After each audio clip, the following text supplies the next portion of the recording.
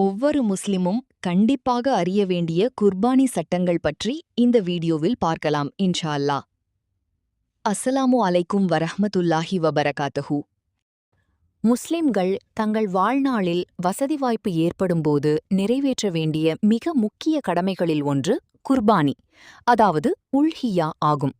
இதன் சட்டப்பூர்வ அந்தஸ்தை பொறுத்தவரை வசதியுள்ள ஒவ்வொருவர் மீதும் குர்பானி கொடுப்பது வாஜிப் என்று இமாம் அபூ ஹனீஃபா ரஹிமஹுல்லா அவர்களும், இது ஒரு வலியுறுத்தப்பட்ட சுன்னத் என்று இமாம் ஷாஃபி, மாலிக், அஹ்மத் ரஹிமஹுல்லா ஆகியோரும் குறிப்பிடுகின்றனர். இதற்கு ஆதாரமாக, வசதி வாய்ப்பு இருந்தும் யார் குர்பானி கொடுக்கவில்லையோ அவர் நம்முடைய தொழுகை திடலை நெருங்க வேண்டாம் என்ற நபிமொழி திகழ்கிறது.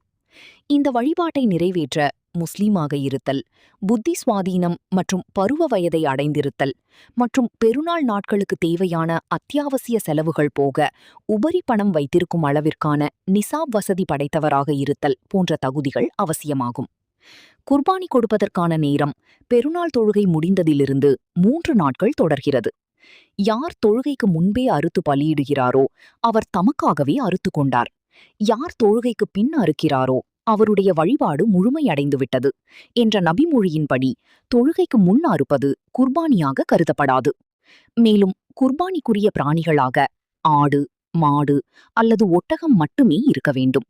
இதில் வெள்ளாடு அல்லது செம்மறியாடு எனில் 1 வருடமும், மாடு அல்லது எருமை எனில் 2 வருடங்களும், ஒட்டகம் எனில் 5 வருடங்களும் நிறைந்திருக்க வேண்டும்.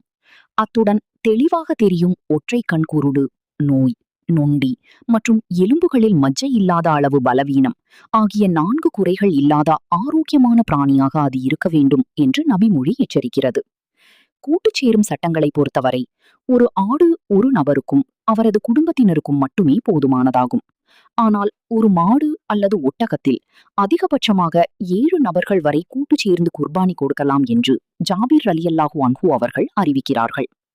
குர்பானி கொடுக்க நாடியவர் துல்ஹஜ் பிறை கண்டது முதல் குர்பானி கொடுக்கும் வரை தனது தலைமுடி, நகங்கள் மற்றும் தோலின் பகுதிகளை வெட்டவோ களையவோ கூடாது என்ற ஒழுக்கத்தையும் பேண வேண்டும்.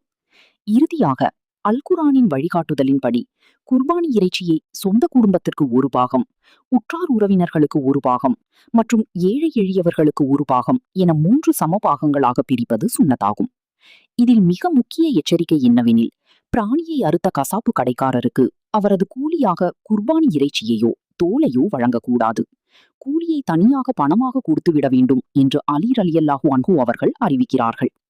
இந்த வீடியோ உங்களுக்கு பயனுள்ளதாக இருந்தால் லைக் அண்ட் சப்ஸ்கிரைப் பண்ணுங்க.